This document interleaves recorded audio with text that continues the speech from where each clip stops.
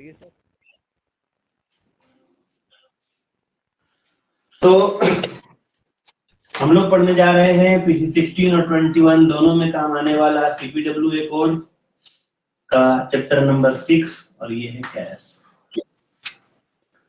जैसा कि आप लोग जानते हैं कि हम लोग सीपीडब्ल्यूए कोड पढ़ रहे हैं, तो ये ए कोड का मतलब होता है अकाउंट कोड। और अकाउंट कोड जब हम लोग पढ़ रहे हैं तो इसका मतलब है कि हम लोगों को सीपीडब्ल्यू सेंटर पब्लिक वर्क्स के अकाउंट्स के बारे में जानना है।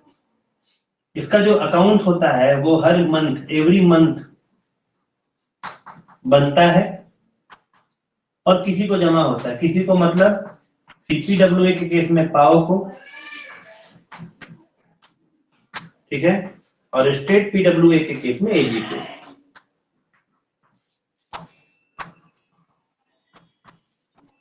किसी को कोई डाउट नहीं है? एवरी मंथ बनता है, इसी वजह से इसका नाम है मंथली अकाउंट। और ये जो मंथली अकाउंट है ये कॉम्बिनेशन है दो का, एक कैश अकाउंट और एक है स्टॉक अकाउंट। यही कैश अकाउंट चैप्टर 6 में है और ये स्टॉक अकाउंट चैप्टर 7 में है। और दोनों को मिला दे तो ये मंथली अकाउंट चैप्टर 22 में है। इसी वजह से आप लोगों को कुछ और पढ़ना हो या ना पढ़ना हो, लेकिन चैप्टर 6, चैप्टर 7 और चैप्टर 22 जरूर पढ़ लीजिए। हाँ, इन तीनों को पढ़ने के लिए एक और चैप्टर दिया गया है, उसका नाम है चैप्टर 10। उसको कहा गया वर्क्स अकाउंट्स। समझे कि नहीं? ये भी बहुत इंपॉर्टेंट है और इसमें इसके और इसके अलावा बाकी तमाम चीजें दी गई हैं। सस्पेंस, डिपॉजिट, वो सब भी इंपॉर्टेंट है, लेकिन 6, 7, 10 और 22 ये इस पूरे बुक का कोर है। तो जो सबसे पहला वाला है 6, कैश अकाउंट, कैश, वही हम लोग आज देखने जा रहे हैं। ठीक है, इसमें से कई लोग हैं जो रिपीट मोड में पढ़ रहे हैं तो उनको बहुत कुछ पता ही है। कुछ लोग नए हैं, हो सकता है कुछ लोग पहली बार पढ़ रहे होंगे, इसलिए उनको समझाने के लिए मुझे सीधे से स्टार्ट करना पड़ेगा। है कि डिवीजन जो है ना, डिवीजन यानी जहां एग्जीक्यूटिव इंजीनियर बैठते हैं वो रिसीट भी करता है और डिसबर्समेंट भी करता है, क्योंकि ये डीडीओ कहलाता है। डीडीओ का मतलब ही है ड्रॉ और डिसबर्स। ठीक है, रिसीट भी करता है, डिसबर्स भी करता है ऑफ कैश। अभी हम लोग कैश के बारे में पढ़ेंगे, स्टॉक के बारे में नहीं, है ना? क्योंकि यहाँ पे रिसीट भी होता है और डिसबर्स भी होता है, इसी वजह से हम लोगों को एक कैश बुक बनाना पड़ता है। और कैश बुक में आपको दोनों ही चीजें दिखानी पड़ती हैं, date wise, date and entry wise.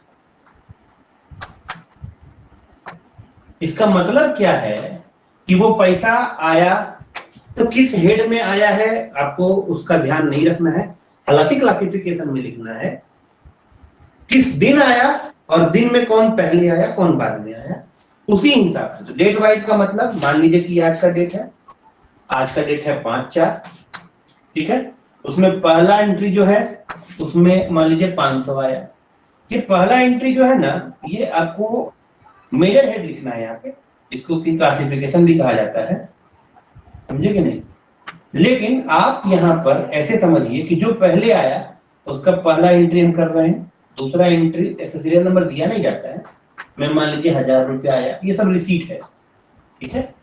तो मेरे कहने का मतलब है कि जो कैशबुक लिखा जाता है, कैशबुक में कौन सा कैश पहले आया और कौन सा बाद में आया, बस हम लोग को उतना ही ध्यान में रखना है, राइट। और उसके बाद हम लोगों को कैशबुक पूरा लिखना पड़ता है रिसीट और डिसबर्समेंट के हिसाब से। और मजेदार बात यह है कि रिसीट और डिसबर्समेंट हर हाल में टैली करना चाहिए। तो कैसे टैली करता है वो हम लोग आगे इसमें समझेंगे। फिलहाल कैश अगर आप ले रहे हैं for the purpose of CPWD कहेंगे, ठीक है। कैश किसको कहा जाता है, किसको कंसीडर किया जाता है, this is the major question. इस चीज को हम लोग समझेंगे तो हम लोग सब लोग चैप्टर 6 को ओपन कर लीजिए, और ओपन कर लेने के बाद में पहला 6.1.1 कोई भी एक आदमी पढ़िए पढ़िए। The term cash as used in this chapter includes legal tender coins, notes, checks, deposit at call, receipt of scheduled bank, and drafts payable on demand. A small supply of 1 rupee revenue stamps may be kept as a part of the cash balance. ठीक,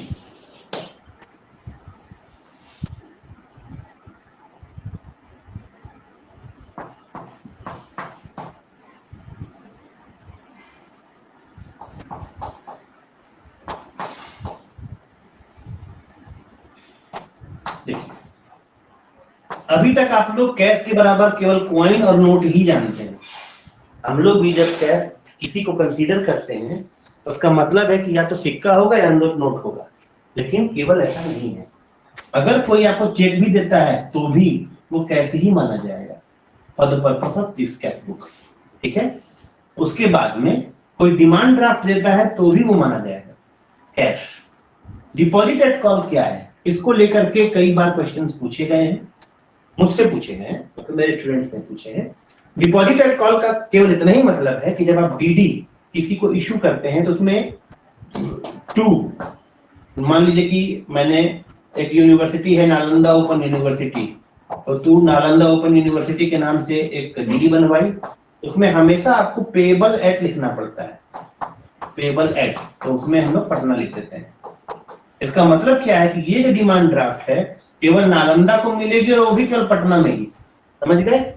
लेकिन यहाँ पे deposit at call में ये Nalanda open तो लिखा रहता है लेकिन पेबल एट नहीं लिखा रहता है, इसकी वजह से ये ज्यादा फ्लेक्सिबल है डिपॉजिट एट कॉल, समझ गए। ये नालंदा को मिलेगी लेकिन वो जहां चाहे पूरे भारत में ले सकता है, हालांकि जिस बैंक में ये लिखा हुआ मिलेगा उसी बैंक में मिलेगा। तो आप यहाँ से देख लीजिए coin, note, cheque, deposit at call, DD. यहाँ पे लास्ट पॉइंट है 1 रुपीज रेवेन्यू स्टाम्प। इसमें मुझसे किसी ने पूछा था, क्योंकि ऑब्जेक्टिव में दिया हुआ था कि 5 रुपीज का भी तो रेवेन्यू स्टाम्प आता है, तो 5 रुपीज का रेवेन्यू स्टाम्प को आप लोग कैश लेंगे कि नहीं। भाई 5 रुपीज का रेवेन्यू स्टाम्प हम लोग खरीदते ही नहीं है, क्योंकि हमें पहले से ही पता है कि डिवीजन में उसको एज अ कैश कंसीडर किया ही नहीं जाएगा। व्हाई शुड आई परचेज, हम लोग डिवीजन में कभी भी 5 रुपए का रेवेन्यू स्टाम्प नहीं खरीदते हैं, इसलिए ये कैश है ही नहीं। दूसरी बात, पोस्टल स्टाम्प खरीदना पड़ता है, ठीक है, वो हमेशा आपके डिवीजन के लेटर्स को डिस्पैच करने के लिए। तो पोस्टल स्टाम्प 20 रुपए का कुछ भी होगा, कुछ भी, postal stamp will not be treated as a cash, not cash. तो यहाँ पे ये सब 2-3 चीजें हैं जो कि कैश में नहीं होती, कंफ्यूजन क्रिएट करता है। हाँ, इसमें कैश और क्या नहीं होगा इसके लिए डिटेल दिया हुआ है, लेकिन वहां पे 5 रुपए का रेवेन्यू स्टाम्प और पोस्टल स्टाम्प नहीं दिया हुआ उस ऑप्शन में, इसीलिए कुछ लोग कंफ्यूज कर जाते हैं। बाकी जो क्लियर दिया हुआ है वो भी आप लोग उसके नीचे वाले पैराग्राफ में देख सकते हैं कि कैश क्या नहीं होगा। तो देखिए मैं बता देता हूँ, नोट 1 में लिखा हुआ है गवर्नमेंट सिक्योरिटीज माने बॉन्ड्स वगैरह, ठीक है, जैसे किसान विकास पत्र, गवर्नमेंट सिक्योरिटी, ये कैश नहीं है, ठीक है। बॉन्ड भी नीचे लिखा होगा एक्सेप्टेड एज सिक्योरिटी, बॉन्ड जैसे कि सोवरेन गोल्ड बॉन्ड, ये आप गोल्ड की वजह गोल्ड के जैसा खरीद लेते हैं गवर्नमेंट से, ये जो बॉन्ड है ये भी कैश कंसीडर नहीं किया जाएगा। उसके अलावा रिसीट ऑफ बैंक, हाँ बोलिए बोलिए, कोई बात नहीं। Deposit receipt of bank other than those referred in the above पारा, तो कुछ डिपॉजिट रिसीट भी होते हैं,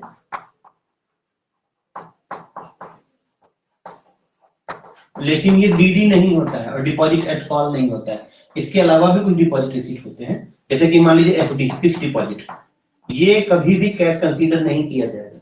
इसी वजह से जब कॉन्ट्रैक्टर का इंटरेस्ट बियरिंग सिक्योरिटी आईबीएस हम लोग रिसीव करते हैं, उसको हम लोग अपने कैश अकाउंट में यानी कैश बुक में नोट नहीं करते हैं। अरुण जी है सामने? जी सर। अच्छा अरुण जी है? हाँ सर बोलिए। अरुण जी, हम लोग जो सिक्योरिटी डिपॉजिट लेते हैं, सिक्योरिटी डिपॉजिट हम लोग कॉन्ट्रैक्टर का लेते हैं इंटरेस्ट बियरिंग सिक्योरिटी, तो उसको हम लोग कैश बुक में एंट्री करते हैं? नहीं सर, नहीं करते। तो उसके लिए कौन सा फॉर्म है, जरा हमको बताइएगा। आईबीएस के लिए कौन सा फॉर्म है, आपको याद है? फॉर्म तो याद नहीं है, पर उसका ये होता है, इसमें एक अलग रजिस्टर मेंटेन होता है। 85 सर। 85 देख लीजिए, यही है। मालिका मैडम बोली हैं? हाँ सर। ठीक है, बेस्ट। तो यहां तक मामला आप लोगों को समझ में आ रहा है, ठीक है ना? तो इसी तरीके से यही प्रूफ करता है कि दूसरे डिपॉजिट रिसीट जो होते हैं बैंक के, वो भी आपके कैश में कंसीडर नहीं होते हैं, ठीक है ना?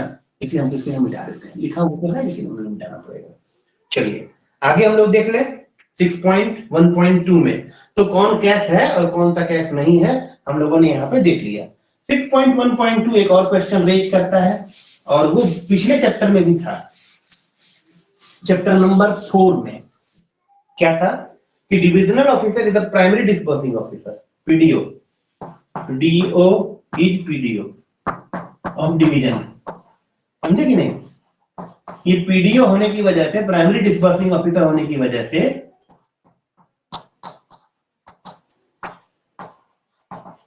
न केवल डिवीजन का बल्कि सब डिवीजन का, यानी कि ए असिस्टेंट इंजीनियर का, समझे, और सेक्शन ऑफिसर का माने जूनियर इंजीनियर का, सबका तनख्वाह डिविजनल ऑफिसर ही बनाता है, सबका। माने डिवीजन के सभी स्टाफ का, सब डिवीजन के सभी स्टाफ का। मोहम्मद अजरुद्दीन जी आपका माइक गूंज रहा है। सर एक क्वेश्चन था सर। हाँ बोलिए। सर क्या एक से ज्यादा डिवीजन में एक डिविजनल ऑफिसर हो सकता है सर? हाँ पोस्टिंग होती है, बिल्कुल होती है, ठीक है। अपना माइक बंद कर लीजिए, गूंज रहा है। चलिए, तो अभी हमने क्या देखा, divisional officer is the primary disbursing officer of division, न केवल डिवीजन बल्कि सब डिवीजन और उसके नीचे सेक्शन, ठीक है।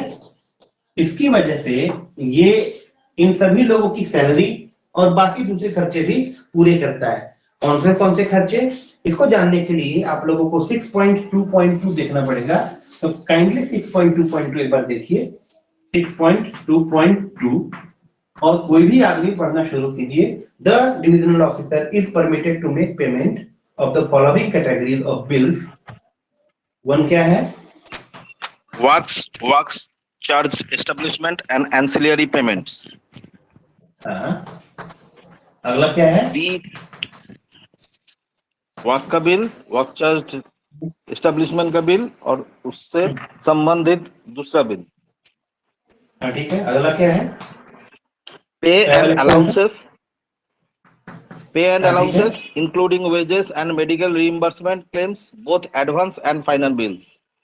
ठीक है। Other contingency, travel expenses, office contingencies, advance from provident fund for all categories, withdrawal from general provident fund and final withdrawal of accumulations in the fund of group D employees, payments arising under the धड़धड़ा के मत पढ़िए, यहाँ पर यहाँ message करिए advances from provident fund to all categories. Provident fund से यानी जीपीएफ पे एडवांस सबको दे सकता है, लेकिन फाइनल पेमेंट केवल ग्रुप डी का ही कर सकता है। अगला जो लाइन है, withdraw from GPF and final withdrawal of accumulation in the fund from group D employees, ठीक है। तो एडवांस सबको दे सकता है। अतनु जी आपका बहुत गाड़ी घोड़े का आवाज आ रहा है।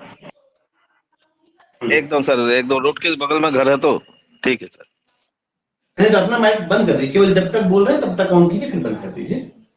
तो विड्रॉल फ्रॉम जीपीएफ केवल ग्रुप डी के लिए। अगला है payment arising under the deposit link, वो ग्रुप जीआईएस, ग्रुप इंश्योरेंस वाला मामला, लेकिन यहाँ भी केवल ग्रुप डी के लिए, ठीक है। जो लास्ट और सबसे इंपॉर्टेंट है, आप लोग की बुक में 70 इंस्टॉलमेंट दिया हुआ है। क्या दिया हुआ है? All short term loan and advances to government servant recoverable in less than 70। किसी के बुक में 60 इंस्टॉलमेंट है? हाँ सर, मेरा बुक में है। हाँ, सर, तो है ये हमारे 70 से घट के 60 हो गया है। जिनका जिनका 70 है वो यहाँ एडिट कर लीजिए, वो 60 है। ठीक है, ऐसा नहीं है कि जिसकी किताब में 70 लिखा वो 70 टिक मारेगा और जिसकी किताब में 60 लिखा 60 टिक मारेगा। कि मैंने तो यही पढ़ा है, मैं क्या करूं। क्लियर? तो यहाँ पे ये मामला आप लोग समझ में आ गया। इतने तरह के पेमेंट डिविजनल ऑफिसर कर सकता है, इसी वजह से इसको प्राइमरी डिसबर्सिंग ऑफिसर कहा गया है। ठीक है ना। अब हम लोग आते हैं अगली लाइन पे 6.1.3 में।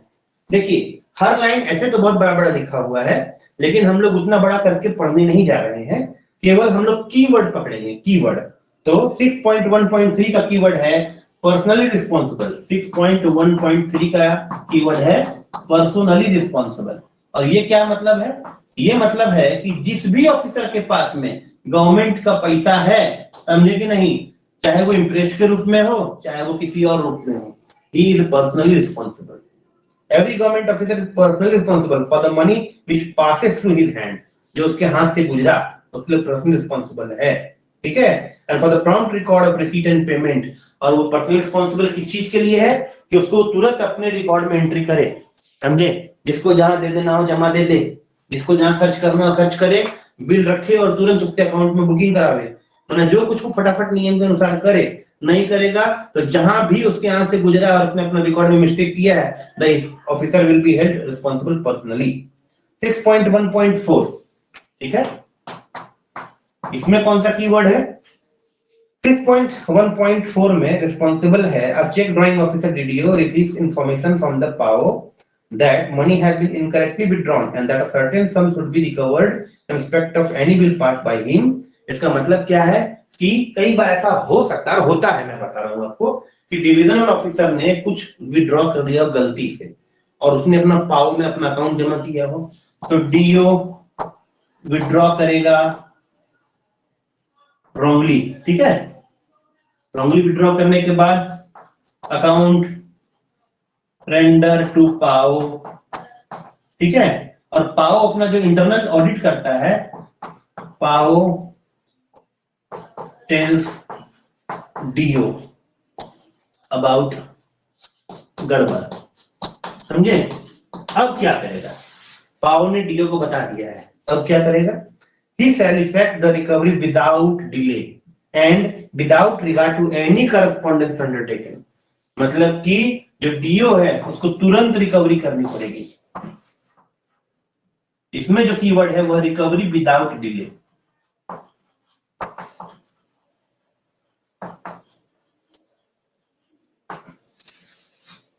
समझ गए आप लोग? ये इसका कीवर्ड है। ठीक है ना।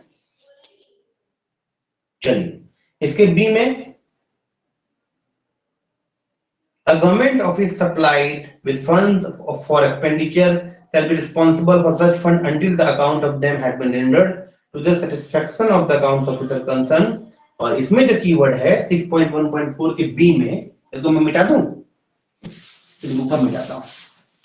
6.1.4 के बी में जो कीवर्ड है, 6.1.4 के बी में जो कीवर्ड है, वो कीवर्ड क्या है कि he shall also be responsible for seeing that payment are made to person entitled to receive them। Payment to person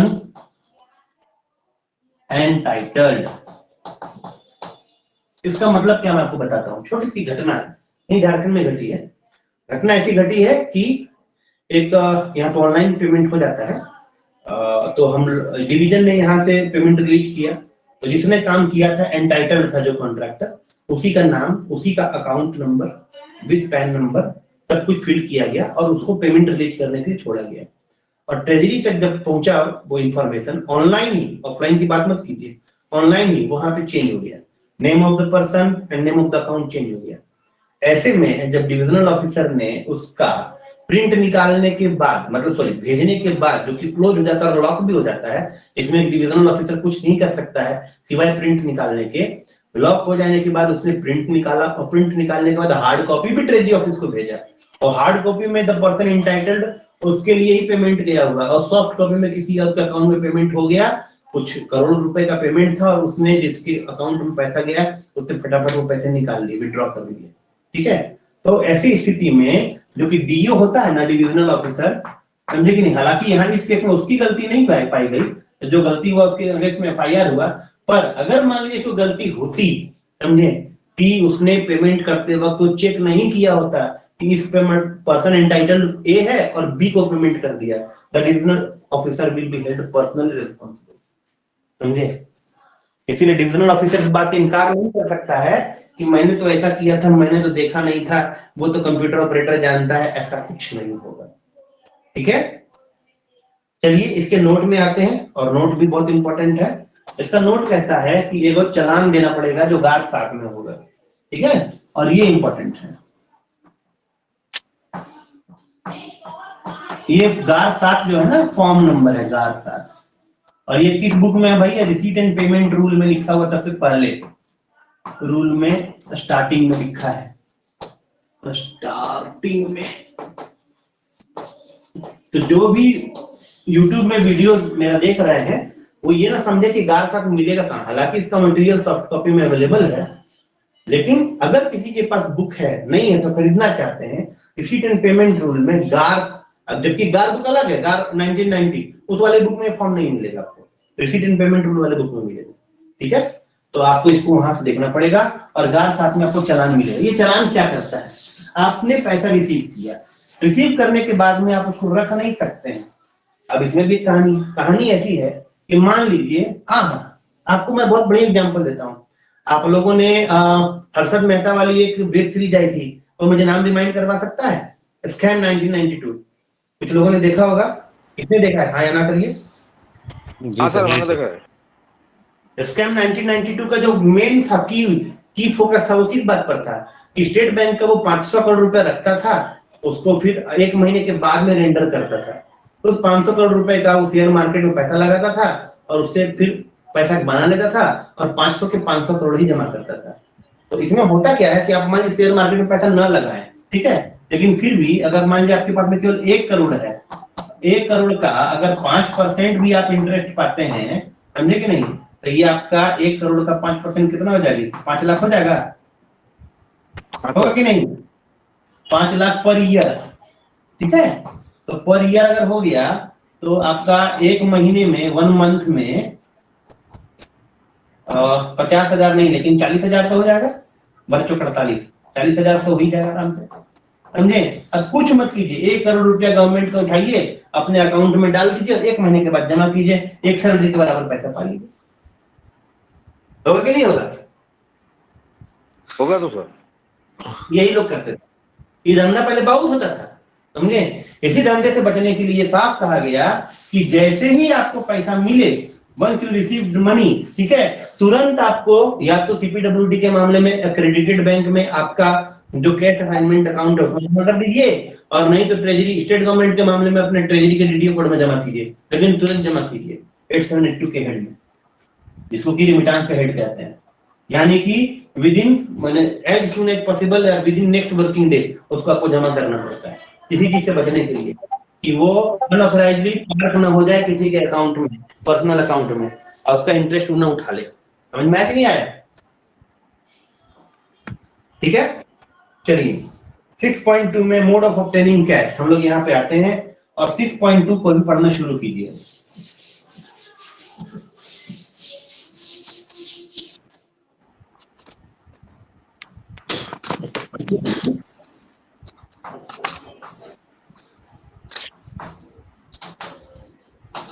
इतना लेट करिएगा तो काम नहीं चलेगा, इतने लोग सुन रहे हैं मुझे।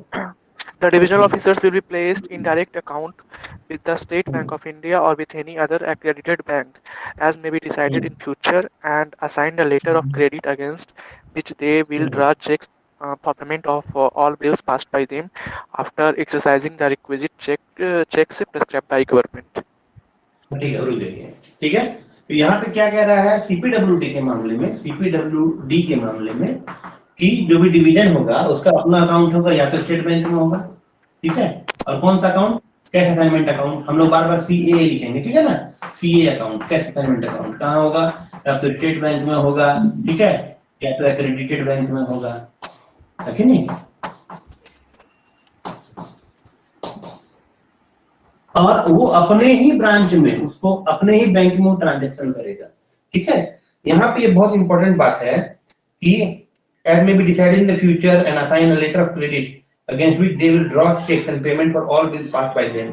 तो यहीं पे इसको एलओसी मिलेगा, लेटर ऑफ क्रेडिट, समझे कि नहीं, यहीं पे चेक ड्रॉ करेगा जो भी उसके पास में बिल आएगा अगेंस्ट बिल, पास होगा, अप्रूव्ड होगा, लेकिन इसी ब्रांच में, इसी बैंक में, ठीक है। और यहाँ पे आगे लिखता है कि अगर दूसरा कोई केस बनता है, जो कि कहाँ लिखा हुआ है मैं आपको देख के बताता हूँ, ऐसी स्थिति में वो केवल डिमांड ड्राफ्ट यूज करेगा, समझ रहे कि नहीं, लेकिन वो किसी भी हाल में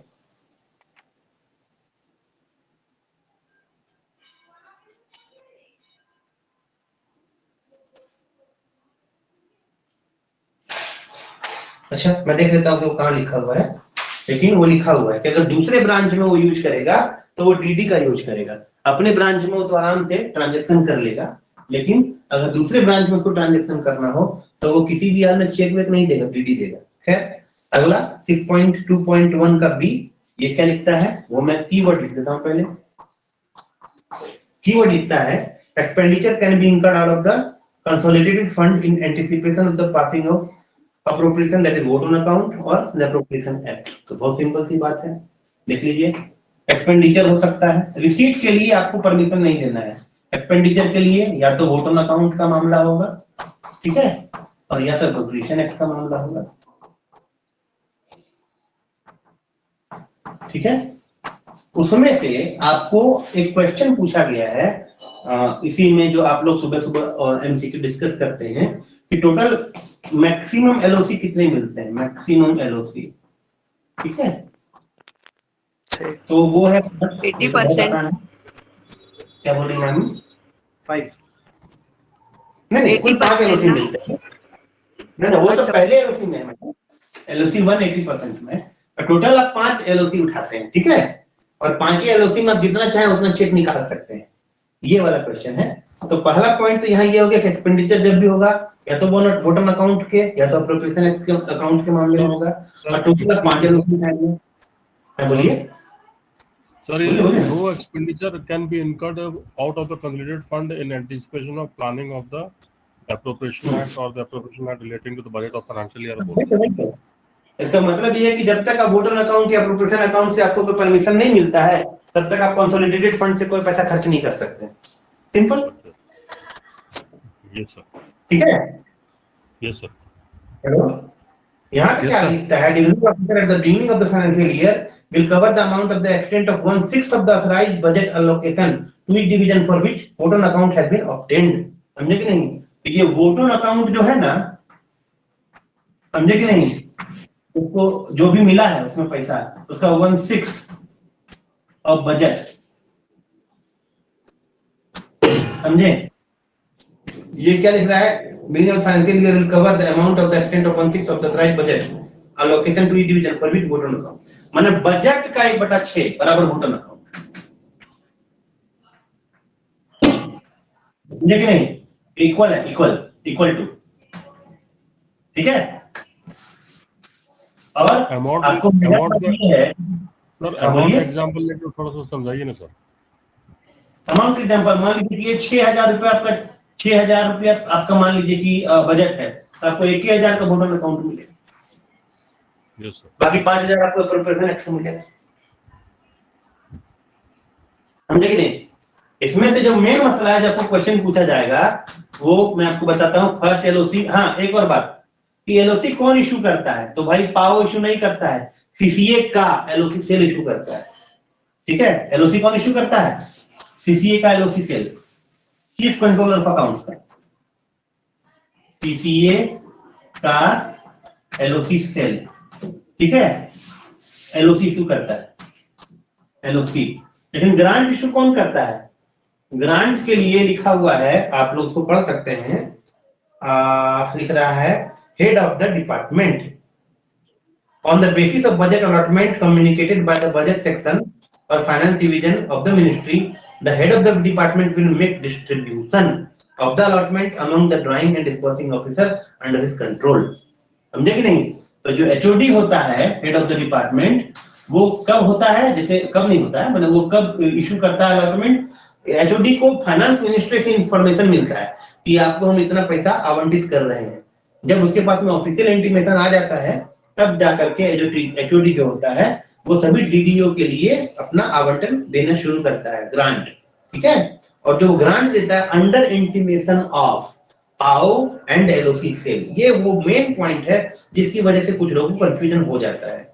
On the basis of budget allotment communicated by budget section of finance division of the ministry, the head of department मतलब कि CPWD का HOD, ठीक है, HOD of CPWD इस केस में, ठीक है, HOD जो होता है वो क्या करता है, will make distribution of allotment among the DDO under his control under intimation of PAO and the central LOC cell। ये जो सेंट्रल LOC सेल होता है ना, वो CC के पास में होता है। ठीक है, तो ये LOC तो नहीं कर रहा है, ये अलॉटमेंट डिस्ट्रीब्यूट कर रहा है। समझे कि नहीं? क्या बांट रहा है ये? अलॉटमेंट। अलॉटमेंट का कुछ नहीं होता है, लेटर होता है, पैसा कोई नहीं होता है। समझे? तो जब LOC सेल के पास में जाता है ना, ये अलॉटमेंट का पूरा हिसाब कि आपको इतना अलॉटमेंट मिला है, तब जाकर के वो कंट्रोल करने के एक्सपेंडिचर को LOC इशू करना शुरू करता है। तो first LOC, second LOC, third LOC, fourth LOC और फिफ्थ LOC।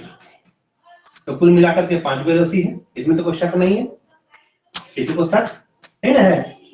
ठीक है, यहाँ पर जो मेन मसला है LOC को लेकर के वो क्या है? On the basis of the allotment for drawing disbursing officer with check drawing power and the net cash remittances for disbursement of works and ancillary payment, तो उसमें क्या से खर्चा होता है? जो फर्स्ट LOC में है वो देखिएगा, वो है disbursal of work and ancillary payment. तो डिसबर्सल, ये पहला LOC की बात कर रहे हैं, ठीक है, ये फर्स्ट LOC की बात हो रही है। डिसबर्सल ऑफ वर्क, पुराने काम नहीं, मतलब वो जो काम हुए हैं उसका कोई अगर पेमेंट बाकी रह गया है तो, और एंसिलरी पेमेंट। ठीक है, पहला पॉइंट तो ये हो गया A, B, ये सब फर्स्ट LOC का मामला है जो बहुत इंपॉर्टेंट है और आपको अलग कर देगा। पे एंड अलाउंसेस, तो सैलरी मिल जाएगा भाई, पे अलाउंसेस भी मिल सकता है, जैसे कि DA, लेकिन अरियर नहीं मिलेगा, हम पहले ही कह देते हैं। समझे कि नहीं? फर्स्ट LOC से कभी भी अरियर नहीं मिलता, समझे, जब तक सेकंड LOC नहीं आता, क्योंकि आपके पास में पैसा ही कम है ना, आप तो तनख्वाह चुकाएंगे पहले, उसी का लोड है आपके पास में। TA कंटिंजेंसी, TA मिल जाता है, कंटिंजेंसी का पैसा मिल जाता है, जैसे कि ऑफिस कंटिंजेंसी, समझे कि नहीं? और किसका पैसा हो जाता है? Intimated by the divisional officer. ठीक है, बस ये 3 तरह का खर्चा आपको मिलता है फर्स्ट LOC में, समझे? इसको हम यहाँ बस कर देते हैं। अब हम लोग आते हैं सेकंड LOC में।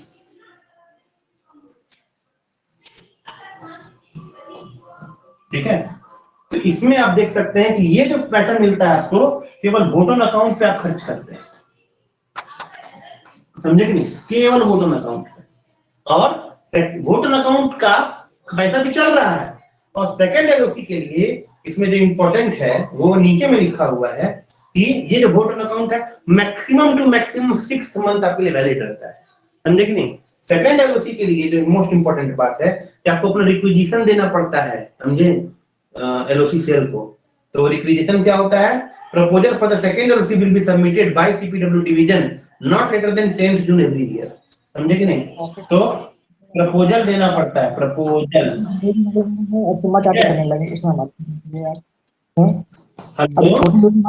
सब लोग आके काटते हैं, प्लीज। ठीक है, यहाँ पे मामला समझ में आ रहा है। पहला जो आप खर्च करते हैं ना वो वोट ऑन अकाउंट के पैसे से करते हैं, जो मैक्सिमम 6 मंथ, इसका मतलब नहीं कि वो 6 मंथ तक उसका पैसा खर्चा करते रहेंगे, समझे कि नहीं? इसका प्रपोजल आपको 10 जून तक दे देना, फिर इसका पैसा मिल जाता है। और जब 10 जून तक आप इसका प्रपोजल देते हैं तो इसमें से जो आप खर्चा कर रहे होते हैं वो पहले वाला तो खर्च करेंगे ही, इसमें क्या जुड़ जाता है, सेकेंड एलओसी में क्या ऐड हो जाता है। तो यहाँ लिखा हुआ है सेकेंड एलओसी में क्या क्या ऐड हो जाता है। एक मिनट, हाँ मिल गया। Take into account anticipated draw account of advances and withdrawal from GPF. पहली बार यहाँ पे एडवांसेस, जैसे कि किसी को हाउस बिल्डिंग एडवांस लेना है और कोई अगर विड्रॉल करना चाहता है जीपीएफ से, समझे कि नहीं, ये दोनों ही तरह की चीजें सेकंड वाले एलओसी में जुड़ जाती हैं। तो ये वो पॉइंट है जिस पर एक बेसिक कंसेप्ट तैयार करना है कि आपको तनख्वाह मिल रही है पहले वाले से, यानी कि फर्स्ट एलओसी से, जो कि वोटर अकाउंट पे है, ठीक है। लेकिन सेकंड एलओसी जो है ना वो अप्रोप्रिएशन अकाउंट से होता है। सेकंड एलओसी से आपका अप्रोप्रिएशन अकाउंट चालू हो जाता है और अप्रोप्रिएशन एक्ट चालू हो जाता है। और अप्रोप्रिएशन एक्ट में आप डिस्ट्रीब्यूशन ऑफ वर्क, माने उसका जो पहला काम चल रहा था उसका तो आप पेमेंट कर ही रहे, पेन अलाउंसेस का भी पेमेंट कर रहे थे, टीए एंड कंटिजेंसी का भी पेमेंट कर रहे थे, लेकिन जीपीएफ का विड्रॉल आप और एडवांसेस का पेमेंट फर्स्ट एलओसी से नहीं करते थे। यहाँ पे सेकंड एलओसी में एडवांसेस और जीपीएफ का तो पुराना काम चल ही रहा है, यहाँ देखिएगा पुराना काम चल ही रहा है। थर्ड एलओसी में आप नए काम को इंट्रोड्यूस करते हैं, वो जो कि आपके बजट में नहीं था, समझे। यहां से वो पॉइंट चालू होता है थर्ड एलओसी, फोर्थ एलओसी और फिफ्थ एलओसी। तो थर्ड एलओसी का जो पॉइंट है उसमें लिख रहा है कि अक्टूबर तक इशू तो किया जाएगा, ठीक है, जिसके लिए आपको रिक्विजिशन 15 सितंबर तक मांगना पड़ेगा, ठीक है। और इसमें जो मेन पॉइंट लिखा हुआ है वो थर्ड एलओसी में वो क्या लिखा हुआ है, pointed out no reduction responsibility that third LOC for this purpose to be submitted। Third LOC के बारे में काम ऐसा कुछ नहीं लिखा हुआ है, एडवांसेस और विड्रॉल के मामले में ही रहेंगे। फोर्थ एलओसी में जो काम लिखा हुआ वो क्या है, रिवाइज एस्टिमेट, नहीं न्यू वर्क लिखा तो है। Third LOC will be issued by October for any new work authorised और न्यू डिपॉजिट रिसीव्ड।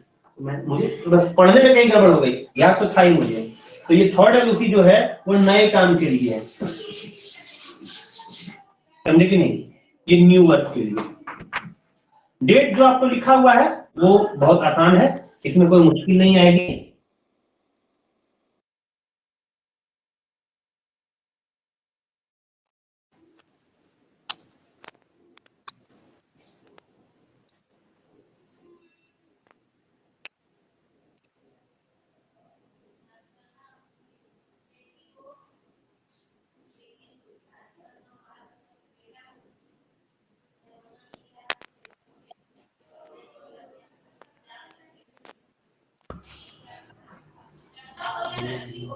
हाँ हेलो, हाँ हाँ जी सर। सर। जी हाँ हाँ मेरी आवाज आ रही है? हमारी अच्छा ठीक है ठीक है। हाँ तो हम क्या कह रहे थे कि ये पांच एलओसी के बारे में आप लोगों को बताया गया है। तो मैं एक बार फिर से रिवाइज कर देता हूँ। 5 एलओसी में क्या क्या मसला था। पहले एलओसी में जो वोटर अकाउंट से था उसमें आप काम के खर्चे, एंसिलरी पेमेंट, पे and allowances, TA travelling allowance and contingency के पैसे इसका पेमेंट करते हैं। उसके अलावा जो सेकेंड एलओसी है उसमें जुड़ जाता है एडवांसेस और जीपीएफ के विड्रॉल। थर्ड एलओसी में नया काम जुड़ता है। फोर्थ एलओसी में रिवाइज एस्टिमेट, नए काम या पुराने काम का रिवाइज एस्टिमेट और सप्लीमेंट्री डिमांड जुड़ता है। और लास्ट फिफ्थ एलओसी में फाइनल एडजस्टमेंट जुड़ता है, ठीक है। यही पिक्चर का मेन प्लॉट है। तो यहाँ तक आप लोगों को कुछ पूछना है तो आप लोग पूछिए। क्या यहाँ तक आप लोगों को समझ में आई? सर पूछना था सर। हाँ पूछिए ना। सर ये 1/6 जो है वो इंटरम एलओसी आप बताए थे ना सर एक बार। क्या बोले? मतलब फर्स्ट एलओसी का पहले भी एक एलओसी मिलता है जिसको इंटरम एलओसी बोलते हैं शायद। नहीं, फर्स्ट एलओसी ही इंटरिम एलओसी है, वही वोटर अकाउंट का पैसा है। अच्छा, जैसे आप देखिए ना, आप लोग 31 मार्च के बाद में 1 अप्रैल के शाम तक आप लोगों को तनख्वाह मिल गई कि नहीं मिली? हाँ सर। जी सर। तो जो 1 अप्रैल के शाम में तनख्वाह मिली है वो आपको वोटर अकाउंट से मिली है, जो आपके पूरे साल के डिमांड का 1/6 है। इसी वजह से इसमें लिमिट में खर्च करना होता है। ठीक है। सर 80% जो है वो किस में खर्चा होता है सर? 80% वाला मामला एक बार पढ़ देते हैं, देखते हैं क्या उसमें कहना चाह रहा है। कह रहा है on the basis of allotment for the DCO with check drawing powers and the net cash requirement for disbursement of work and ancillary payment, PAO, TA, contingency, etc. intimated by the divisional officer, LOC cell will issue the amount of assignment from April to September of the financial year up to 80% of budget grant allocated to the division. समझे कि नहीं? होता क्या है कि शुरुआत के 6 महीने में आप जो भी डिमांड करते हैं ना, जो भी, समझे कि नहीं, उसका 80% ही आपको मिलता है वोट ऑन अकाउंट से, समझे। 100% डिमांड आपका फुलफिल नहीं होता है, इसी वजह से डिमांड बढ़ा के दिया जाता है। सबको पता है 80% ही मिल रहा है जो भी आप शुरुआत के 6 महीने, क्योंकि वोट ऑन अकाउंट का पैसा है, माने शुरुआत के 6 महीना यहाँ लिमिट नहीं है। लिमिट है कि जब तक आपका अप्रोप्रिएशन एक्ट पारित नहीं हो जाता है तब तक आपको वोट ऑन अकाउंट से तनख्वाह मिल रही है। इसका मतलब केवल अप्रैल का तनख्वाह नहीं, मई की सैलरी और जून की सैलरी, ये सब के सब आपको वोट ऑन अकाउंट से मिलेगी, क्योंकि अप्रोप्रिएशन एक्ट तुरंत पारित नहीं होता है। अच्छा, इसमें एक अंतर है, वो मैं आपको बता देना चाहता हूँ। पहले जो बजट प्रपोज होता था पार्लियामेंट में, वो एंड ऑफ द फरवरी हुआ करता था, अब स्टार्टिंग ऑफ द फरवरी होता है। उसके पीछे वजह क्या है? इसलिए क्योंकि जो प्रपोज होता है वो पारित नहीं होता है, उसको पारित करने में 2.5 महीने लगते हैं, समझे। अब मान लीजिए कि अगर 28 फरवरी को वो प्रपोज हुआ है पार्लियामेंट में, तो मार्च, अप्रैल एंड हाफ मई, इतना दिन के बाद जाकर के वो पारित होता है, समझे। इसी वजह से इसको 1 महीना पहले कर दिया गया, तो दैट कम से कम फरवरी, मार्च और अप्रैल हाफ तक वो मिल जाए पैसा, समझ रहे हैं आप लोग। तो सर इसमें 1/6 जो है उसका 80% खर्चा होता है सर? हाँ, अब खर्चा 80% जो आप डिमांड करते हैं ना, वो तो देखिए ना यहाँ पे क्या है, सितंबर का, अप्रैल से September of the financial year up to 80% of budget grant allocated to the division. Budget के ग्रांट में जो भी अलोकेट किया जाता है डिवीजन को, उसका 80% ही मिलेगा, और एक मुफ्त नहीं मिलता है। तो वही तो मतलब 1/6 एलोकेट होता है ना सर? हाँ सर ये तो 1/6 है ना, 80% का है सर। नहीं, 1/6 क्या है, देखिए इसमें एक बात है, देखिए DD officer beginning of the financial year will cover the amount to the extent of 1/6, vote on account 1/6 cover करेगा, पूरे बजट का वोट ऑन अकाउंट 1/6 कवर करेगा, समझे। और शुरुआत के 6 महीने में आपको जो इन चीजों में, किन चीजों में, पे and allowances, TA and contingency का 80% है। आप इसको क्यों नहीं ध्यान से देख रहे हैं? Budget estimate in the section of TA, पे एंड अलाउंसेस और कंटिंजेंसी, इनका 80%। जैसे बजट जो आपको मिलता है ना, वो बहुत बड़ा मिलता है सभी चीजों के लिए, छोटा छोटा सब चीजों के लिए। जैसे जीपीएफ एडवांसेस ये है ही नहीं, केवल कंटिंजेंसी, पे एंड अलाउंसेस, उसका 80%, 1/6 ऑफ टोटल खर्चा। इसको ऐसे समझ लिया, हम समझ गए आप लोग कंफ्यूजन क्या है। देखिए 1/6 ऑफ टोटल बजट, ठीक है। Yes sir. किसमें मिलेगा? वोट ऑन अकाउंट में, यस सर। ठीक है। और ये हुआ एक केस, और केस नंबर बी, शुरुआत 6 महीने, ठीक है। तो किसका किसका पॉइंट लिखा हुआ है? Disbursal of payment, disbursal of works and ancillary payment, disbursal of works and ancillary payment. तो क्या लिखा हुआ है? पे एंड अलाउंसेस,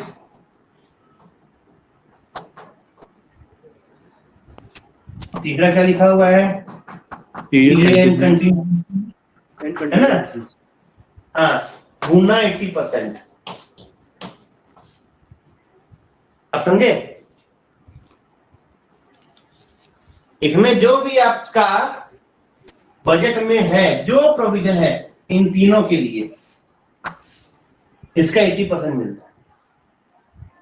तो अब कहिएगा तनख्वाह तो आपको पूरा मिल रहा है, पे पूरा मिल रहा है कि नहीं? है कि नहीं? अलाउंसेस भी पूरा मिल रहा है, लेकिन टीए वगैरह सब कम कम देता है।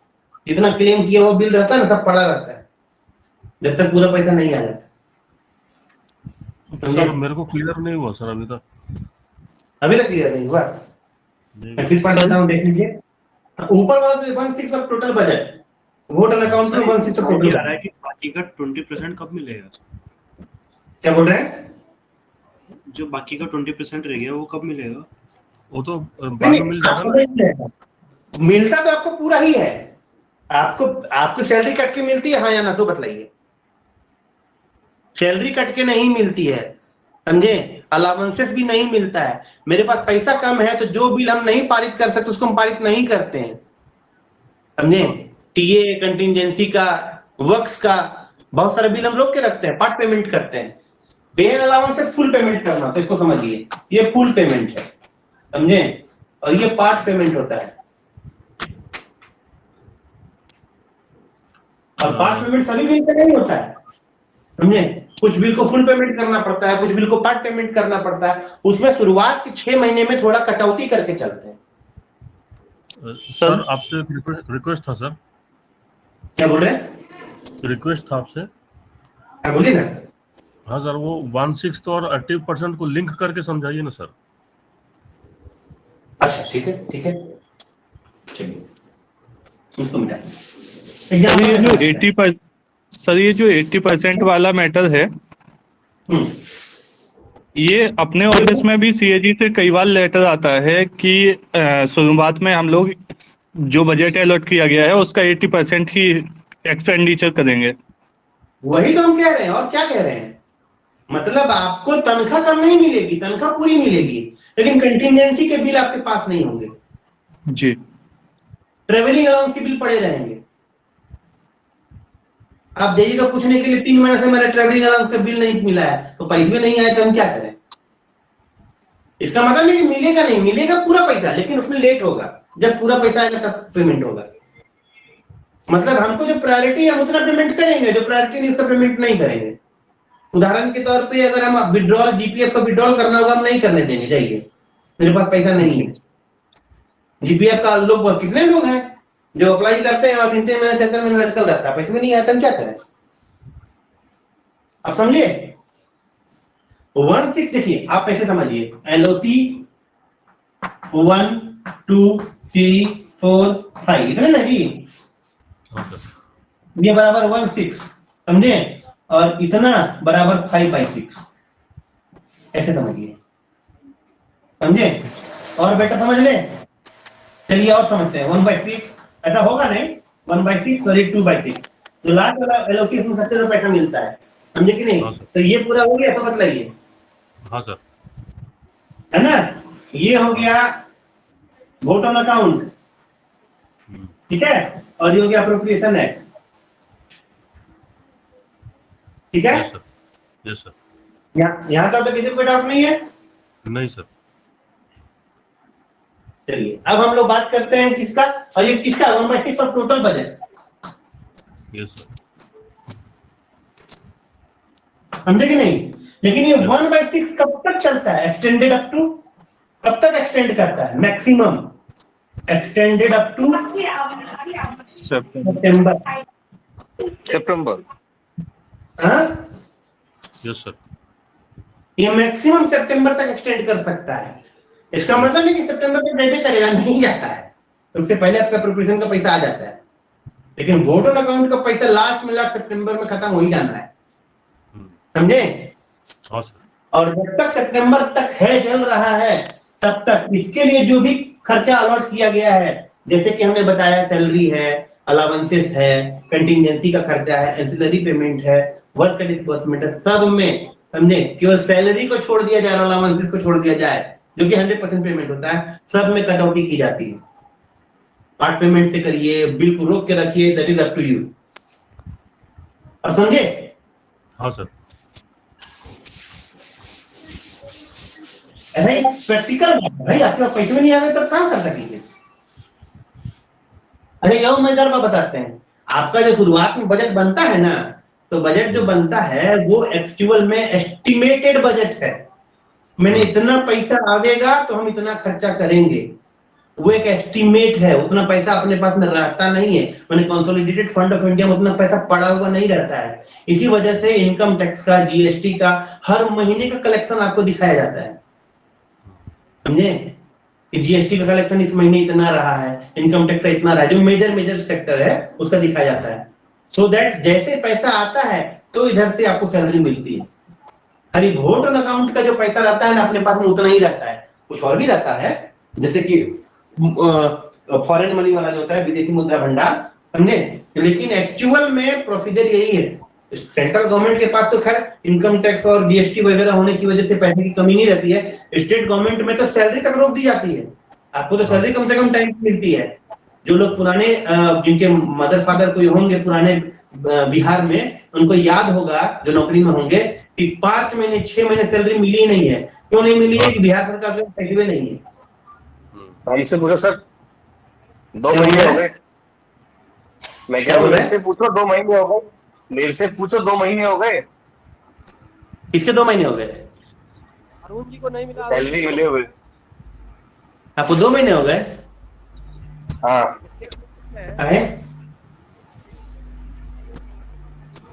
कहाँ पे नहीं मिल रही सैलरी?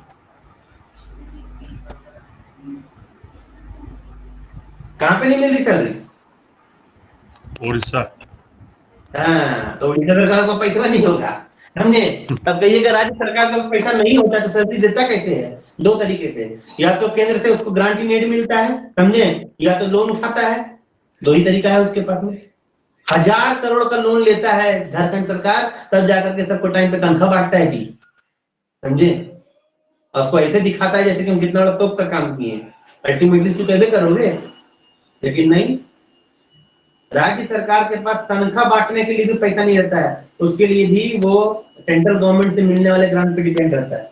खैर चलिए, उसका अगले पारा में मतलब 6.2.1 का जो सबसे लास्ट पारा है, सबसे लास्ट पारा, उसके सबसे लास्ट 5 लाइन में देखिए क्या लिखा हुआ है।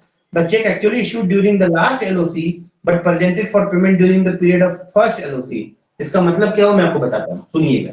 मान लीजिए कि आपने मार्च के महीने में, मार्च तो आपका जो फाइनेंशियल ईयर होगा 2021-22 कल आएगा ना, ठीक है। मार्च 2022 में आपने 1 लाख का चेक दिया, ठीक है, चेक दिया, और चेक दिया तो उसने बैंक में 31 मार्च के बाद प्रोड्यूस किया, के बाद, समझे कि नहीं, प्रोड्यूस किया। किसने? कॉन्ट्रैक्टर ने 1 लाख का चेक दिया, किसको? कॉन्ट्रैक्टर को, ठीक है, और 31 मार्च के बाद प्रोड्यूस किया, कहां? बैंक में,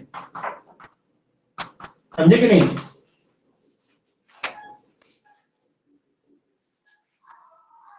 अगर ऐसा होता है तो क्या होगा?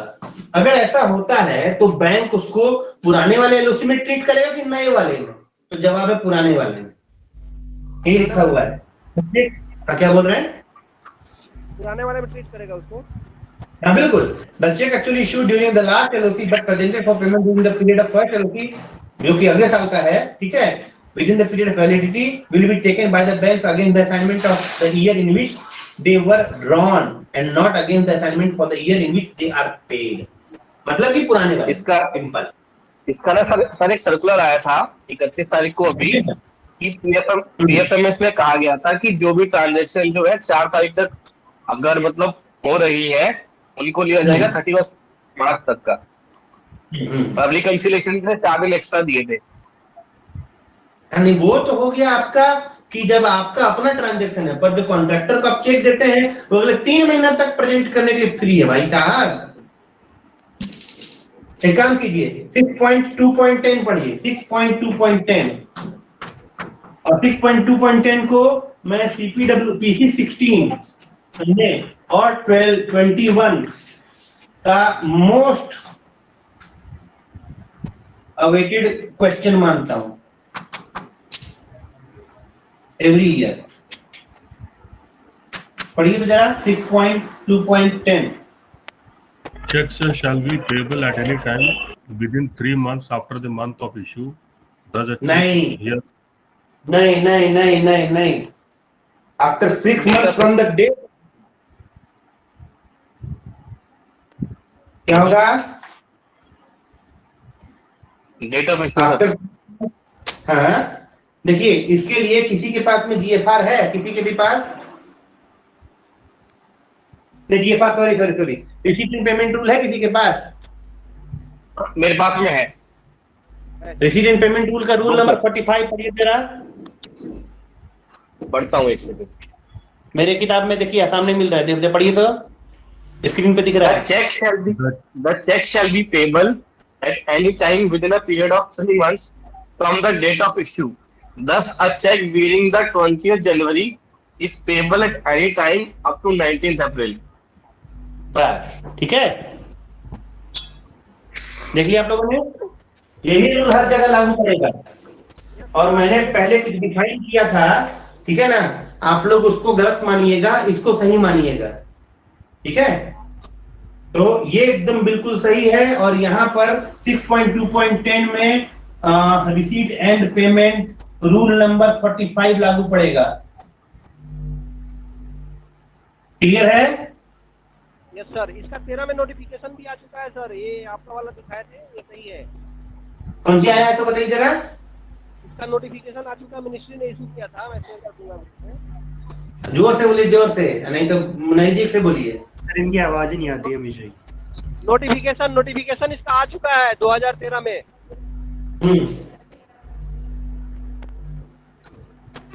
चलिए ठीक है। तो कुल मिलाकर के मामला आप लोगों को समझ में आया होगा। मामला क्या है भाई कि अगर 31 मार्च के ठीक एक दिन पहले, क्योंकि 30 मार्च को भी बहुत सारा चेक कटता है, 30 मार्च को कुछ चेक काटा गया है हमने, तो अप्रैल मई जून यानी 29 जून तक वैलिड है। तो कॉन्ट्रैक्टर 29 जून को भी प्रोड्यूस कर सकता है, वो बाउंड नहीं है 4 अप्रैल तक चेक को प्रोड्यूस करने के लिए, समझे? दोबारा बताना सर एक बार।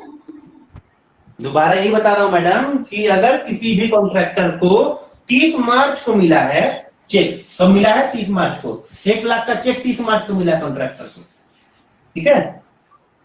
कॉन्ट्रैक्टर है, 1 लाख का चेक है, कब मिला है? 30 मार्च को, समझे कि नहीं? अगर ऐसा हुआ है तो वो 29 जून, अप्रैल मई जून तक प्रोड्यूस कर सकता है, कर सकता है। अगर वो 29 जून को भी प्रोड्यूस करता है तो भी बैंक को पेमेंट करना पड़ेगा हर हाल में। और ये कहां लिखा हुआ है? ये लिखा हुआ है receipt and payment rule, rule number 45। मतलब from the date of issue, 3 validity after 3 months from the date of issue. क्या है ये रिसीट एंड पेमेंट रूल? और उसके अलावा 6.2.10 ऑफ CPWA, दोनों जगह लिखा हुआ है क्या है? वैलिडिटी, ठीक है, 3 months from the date of issue.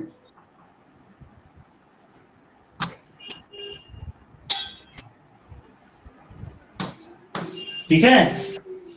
King of MCQs है ये, किंग ऑफ ऑल क्वेश्चन। ऐसा मैंने इसको दर्जा दिया है इस क्वेश्चन को, समझ गए? हेलो, यस सर, समझ गए सर। हाँ सर, समझ गए ना? हाँ जी सर। सर। चलिए, अब क्या है कि मैं एक MCQ लिखने वाला हूं। आप लोग को जो मेरा वीडियो देखते हैं, कमेंट बॉक्स में वीडियो में प्लीज कमेंट कीजिए। मुझे लाइक करने वाले तो 2-4 हैं, कमेंट करने वाला कोई नहीं है, तो ऐसा मत कीजिए, ठीक है। और कमेंट में आपको क्या लिखना है? क्वेश्चन है कि एडवांसेस, ठीक है, रिलीज्ड बाय एक्शन, ठीक है, मतलब executive engineer, recoverable within A 60 instalment और B 70 इंस्टॉलमेंट, ठीक है। तो ये दोनों में से कौन सा सही है ये आप लोग कमेंट बॉक्स में लिखिए। Thank you for listening me and watching me my videos. Thank you very much.